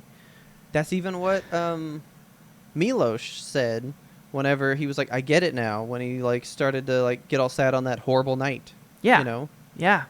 I don't know what the fuck they do. Especially in the next one. Like, I don't know what Johan does to people. It's I don't fucking insane. know, man. It's insane. But so he finishes his story and he's like, we are the same, but I'm gonna do this. And also, you hid my gun under your pillow. Do better. So then he goes to leave and he's like, we really are the same because I'd probably be begging you to stop too. And he's like, but if the roles were reversed, I bet you wouldn't stop either. Yep. Like, Tenma's literally face to face with his mirror, and he has to reconcile with, like, he is reading me like a damn book. Yes. Yeah. Completely. Because this guy was reading him the riot act, man. He was. And Tenma I didn't like loved it, it. I don't think. He was just like, you're he right, got put but in it his place. sucks. yeah. He's getting a full, unfiltered view of himself as he is now, and it's not pretty. Yeah. Tenma's not in a pretty place. No. So, But the next day, he gets to do a little cooking. Cooks a nice meal of oyakodon, and the family keeps coming in and being like, oh, man, I wish... well, he does finally make a paper airplane that does fly as far as Milan's does, so that's something. So, like, he's kind of, like, rising to the same level. Yeah. He's getting there. And he That has was like a nice. little life moment for the kids too. He's like, "You Don't just keep ever making quit. your fucking airplanes, and you'll fly free one day." Like, that was really good. The whole, like, just don't quit. Because he's Yeah. been making planes, like, all week with these kids, and he sucked at it, but he finally did a really good one. And I was like, that's nice. See? Good lesson for the kids. He's still teaching people. Yes. But, yeah, so then we cut to Milan at this, like, convention thing. Yeah, some and kind of he's tech got conference. fucking Chapek in his sights, and he comes bum rushing with that gun. Yeah. And it cuts to 3 gunshots, and then it stops. And then it's just Tenma. He's making the food. And the Vietnamese lady's like, I hope Milan gets home soon. But, like, he's just going to go to jail when he Yeah. kills this guy. Like, he knows he's not coming home. It 'Cause isn't a if you kill him in public, forum where he's killing this guy. oh, yeah, he knows, like, I'll immediately get picked up. Like, I'm not going home. But then, I was pissed. Oh, I was pissed, man. Tenma's in there making the food, TV's on, and it's all like, there was a shooting at the tech convention today. A madman ran in and fired shots into the crowd. The police were able to take down the gunman, and thankfully, nobody else died. Yep. And I went, you missed, buddy? He was right there. I don't. You missed? Yeah, I don't even know what happened. Like, he's been training and shit. He had the right gun and everything. It's just like, And I think Tenma too saw that, and you could see it weighed on him heavy. Like he turned off the news and he was like, Yeah. I can't. That's what bugged me because it said, let's review the footage. So I was hoping to see, like, maybe did Chapek know? Like, did he have a little foresight so he planned ahead that they could kill him before he could even, like, really get the gun going? Like, how did he prepare? How did he get the gun out being so close to him and not get anywhere close to doing it? I think something had to have, like, prevented him. There was definitely a get down Mr. President situation because so after Tenma turns it off, we continue to watch the news because it's on in a bar somewhere. And you see a few photos of Chapek like being kind of ushered down by the people that he's with. And then we see in the crowd that Nina is also watching the news and she sees Chapek's face and she's like, oh my God, that's the guy. And that is the man who was in the car, like telling her whatever that dude says in the car. I could never understand what the fuck he was saying in that moment. Yeah, I still don't know what he said. I don't know. Yeah, he says something. There's no subtitles. It's something about like don't lie or something like that. It's not nice to lie. I'm maybe gonna turn on the Japanese one because we'll have English subtitles just to see what the fuck he said there. Because they show that scene like 3 times, and every time I went, important. What? Like I could never quite grasp his words. My audio processing was not on the level for this guy. Yeah. But so that scene was sad because the lady's all like, well, I hope he comes home soon. And the TV's off and Tenma's just like staring down at the stuff because like he knows he's not coming back. Yeah. So that sucked. Hated that shit. But he gets to reflect on that too because like he has this... You may not come back, buddy. Yeah. And I think he ties his experience with Dieter, Reichwein, Nina, like his little found family. I think he can see them in this like modeled together family in this apartment. Yeah. So sharing a meal with them, he's definitely like reflecting and thinking like, shit, this is my trajectory. I mean, that was the whole point of this character, I think, was to give Tenma a mirror so that he could see what he's not grasping about what he's doing. Mm-hmm. And also as a warning, like, this is where you can go. Yeah. This is probably where you'll end up. Are you cool doing it now? He's really just the ghost of Christmas future. Oh, yeah. So that's pretty much where that one ended. Mm-hmm. Very sad. So then we get to an unrelated murder. And this one was just, like, this is where some big pieces were going on for me. Yeah. I was like, what the fuck? I was having a time with this one. And I kind of forgot this guy. But so, I mean, his name doesn't really ring a bell, but this is a detective that was in like episode 2 of the fucking show. Oh, really? Okay, yeah, I didn't know where this guy came from. I was like, who is this guy? Well, they did a flashback, and I went, oh fuck, it's this guy, like some throwaway guy. Okay. So so basically this detective, so fucking on the nose. It's that whole like, and I had 2 days to retirement kind of bullshit. Like, this is my last shift as a detective. Hope nothing goes wrong. So they pick up a guy. It's his last day before retirement, and they're moving this serial killer to... They're, like, doing, like, a convict escort thing, transfer or whatever. Yeah. So it's just, like, asking him questions like, yeah, you know, like, what's your deal? Like, what was your thing? Because, like, I hear that, like, you killed a bunch of people for, like, dumb reasons. Like, why would you do all this stuff? Mm-hmm. And he's like, well, one guy spit on me. That's, like, the worst thing that you can do to another human. One lady, she was mean to all the people out on the street, just... thinking she was so above them. And then these 2 people had sex in the back of my car while I was being the taxi driver. Like, these people were rude. They were bad people. The world's better without them. Mm-hmm. I'm a righteous person. And then he's like, yeah, but I was reading your file and you killed like a banker guy and he was about to blow the cover off of some giant scandal. Yeah. How does that fit into your stuff? And he won't fucking talk about it. So he's like, well, who gives a shit? And then he's like, yeah. And somehow he starts talking about like these 2 twins that he sheltered at some point. Oh, because when he killed that guy, this little boy got him from being arrested. It was basically they were like, what was your first kill? I think was how he got to this point. Because the dude was like, oh, well, so I saw this guy kicking his dog in a park. For pooping. I hate, they draw this man kicking a dog and he kicks it like 5 times and it's so sad. And they give it the worst little... Yeah. Oh, terrible. So yeah, he like kicks this dog apart like, oh, why are you shitting, you stupid animal? And then he flies into a rage and is like punching at this guy. The police come up and pull him off, and then these twins come out of a bush and go, that was self-defense. He was just protecting himself. That guy was mean first. yeah, exactly. And then they don't arrest him. And then the guy just like takes the twins to his apartment for whatever reason. Like this is just okay. That story was so weird. Yeah, it was very weird. Didn't vibe. And so then he's like, whatever.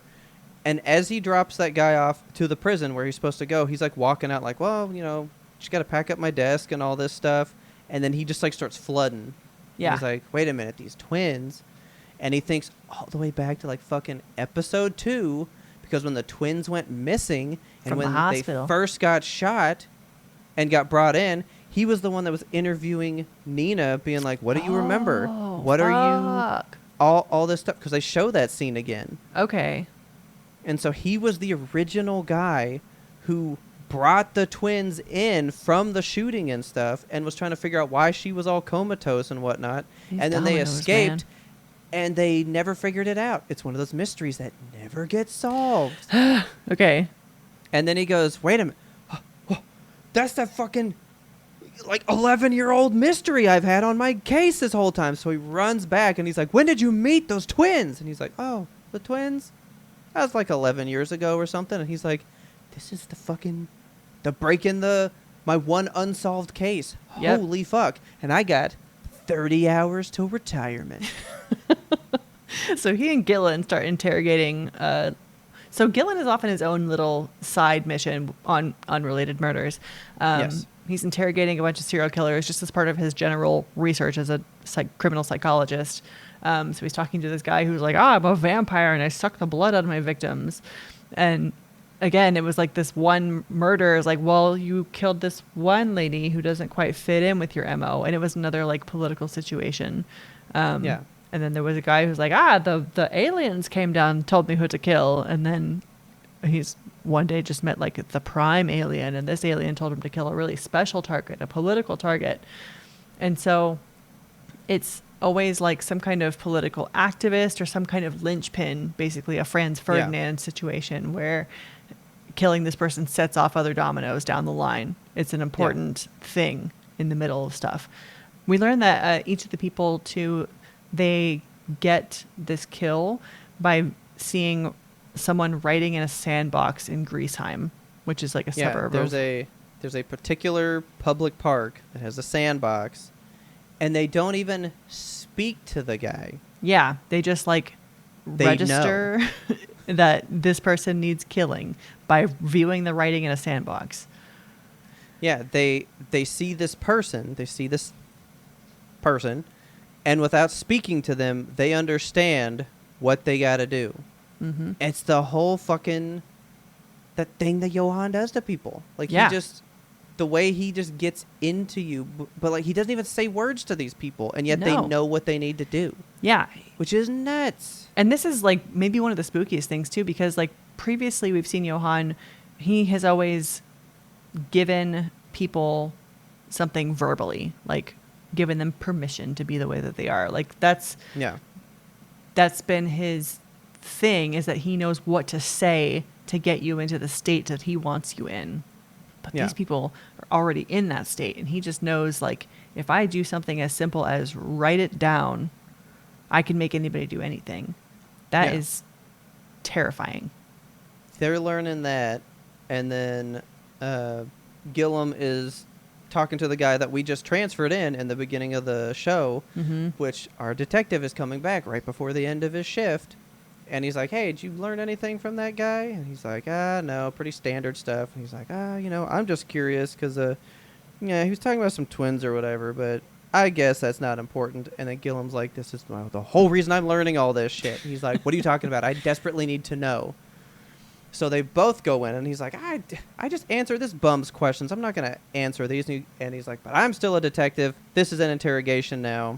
Yep. He's in here. I need you to tell me about the fucking twins.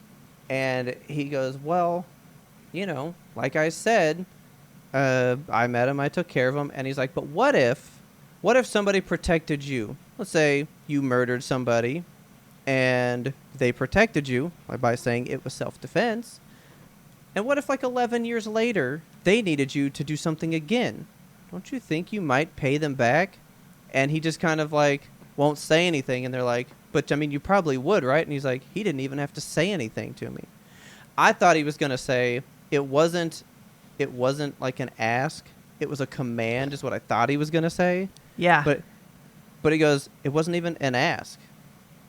We didn't even speak. And I was like, oh, this makes it scarier now. Like, yeah. Johan didn't even demand it. He just willed it almost. The sandbox is his death note. Yeah. So he fucking just wrote a name and he goes, I just knew. So I went and killed the person. Yep. And I was hoping he would drop his name, but it never happened. No, it didn't. But he did confirm, like, the young twin is the same as the man that was in the sandbox. Like, that was a confirmation that he gave.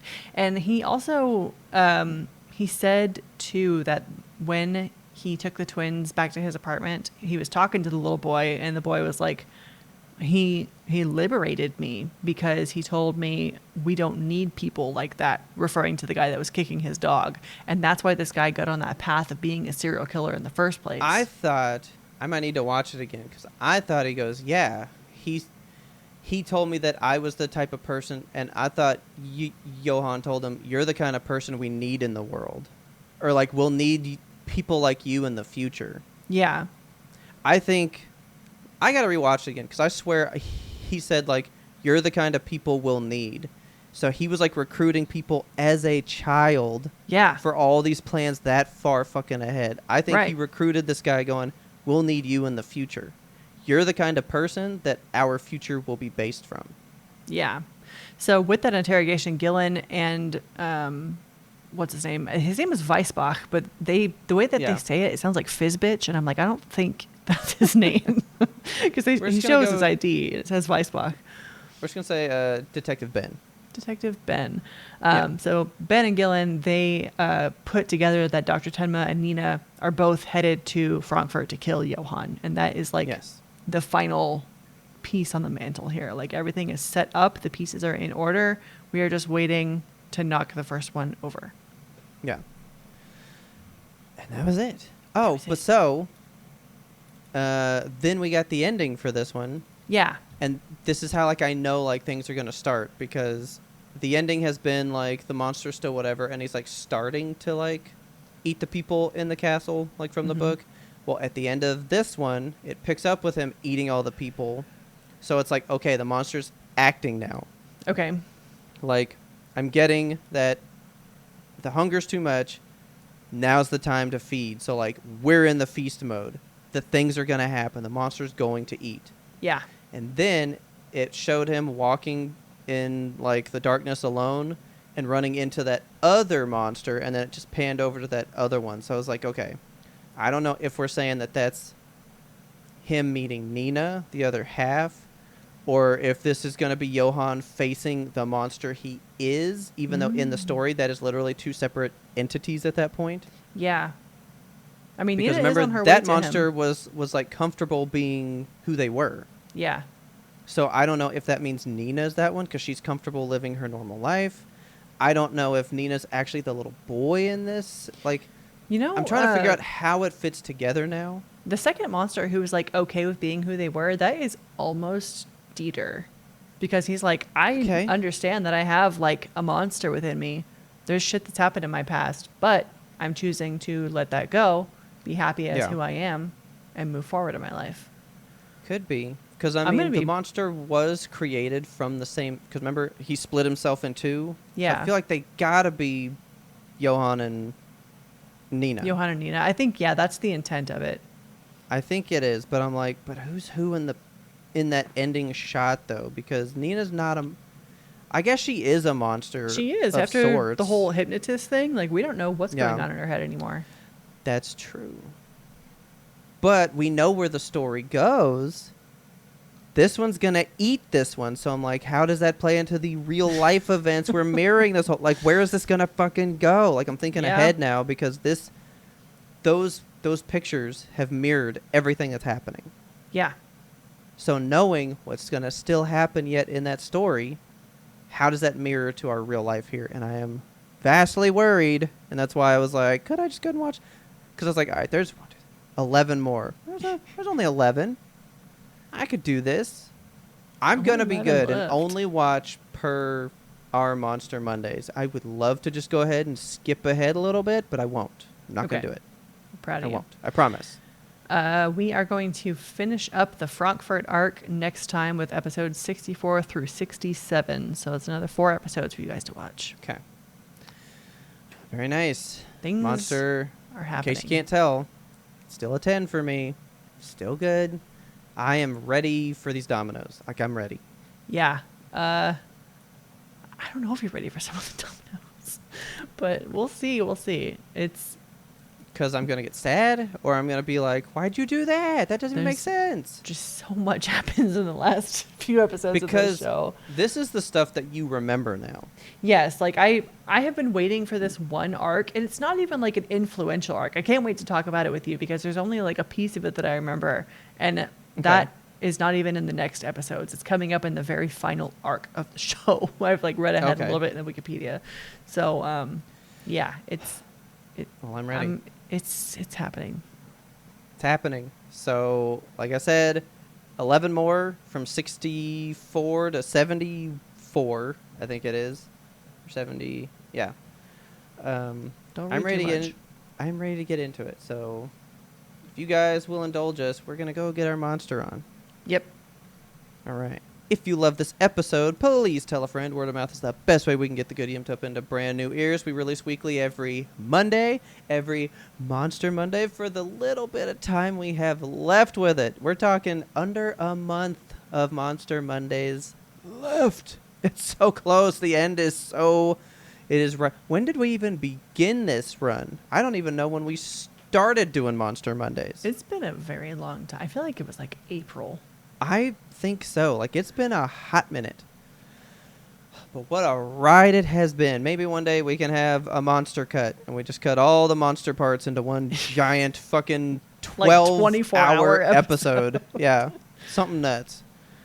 But man, please come talk to us in our Discord, which is free to all of you. Link to that is in the show notes. I want you guys to come talk to us about Monster because we are getting into the nitty-gritty. I want to know if you guys are still enjoying it, what you're thinking.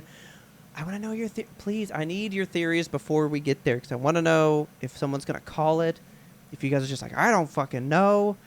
I love, like, Kelsey turning revenge into avenge. Hit me with some cool bombs like that. I love that shit. It's really good. I want to know if you guys have watched Bring Her Back. What do you think? Or if you guys haven't, are you into maybe a spooky YMBToAP watch like we usually do? We watch a scare. We did Talk to Me last time, so it is the same directors. If you guys are into that, we'll do a Bring Her Back one. It's a lot. Let me know if you guys have watched The Monkey, which I cannot say normal because of an episode of SpongeBob. If you know, you know. Baldur's Gate. That's old news, but talk to Kelsey about it because she's all up in it now. She loves it. It's her new thing, and I do need you guys' things you need in a game, preferably like Kelsey. So we'll put this in our video game Discord channel, like what this lady's one was, which was clues, collectibles, completionist, and combat light. I want to know you guys' little criteria that you look for in a game. I want to know. But again, thank you so much just for being here, indulging us, for getting into this weird Monster Monday thing that we're doing. We love having you guys here, love chit-chatting with you, learning all of your thoughts. You guys are just the best. Love you so much. Our theme song is The Grim Reaper Blows the Horn by Farage. Please check him out on YouTube. And as always, thank you so much for listening. And tune in next time to get the answer to that burning question. Does a gun-toting dentist give you the heebie-jeebies?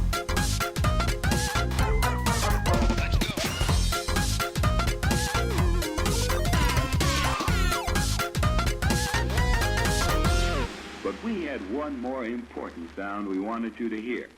Oh, man. I don't know. Like, story's huge for me. I have to have, like, a great story.